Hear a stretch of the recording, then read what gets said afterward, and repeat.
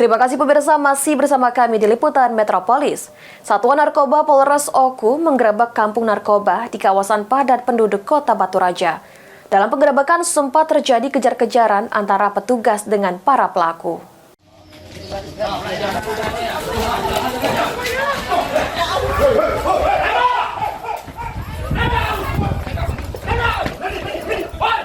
Aksi kejar-kejaran terjadi antara pelaku dan pihak kepolisian di tempat kampung narkoba. Bahkan pelaku sempat masuk-masuk ke rumah warga untuk menghindari kejaran polisi.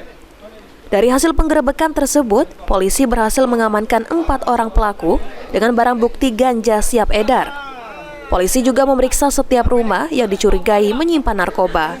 Kasat Narkoba Ibtu Muhammad Andrian membenarkan telah melakukan penggerebekan kampung narkoba tersebut. Dikatakan Andrian, kampung narkoba tersebut sudah banyak dilaporkan oleh warga.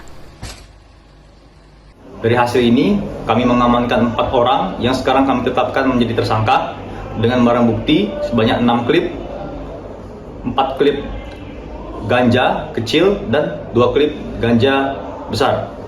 Dengan total berat barang bukti sekira 43 gram. Dan beberapa barang bukti juga yang kami amankan, yaitu sebanyak 2 bong dan beberapa korek serta klip yang digunakan untuk memakai sabu. Bang, tadi kemarin sempat ada kejar-kejaran, Bang? Betul, sempat ada kejar-kejaran karena ini kegiatan kami rahasiakan. Pas kami datang di saat di TKP, masyarakat seperti terkejut dan berlari. Namun kami telah menetapkan di mana TO-TO yang akan kami gerebek sehingga anggota berhasil menangkap dan mengamankan barang bukti yang ada di kampung narkoba tersebut. Untuk pasal yang dikenakan, Bang? Untuk pasal yang dikenakan itu pasal 114 dan pasal 112. Ancamannya, Bang? Untuk ancamannya kurang lebih 10 tahun ke atas.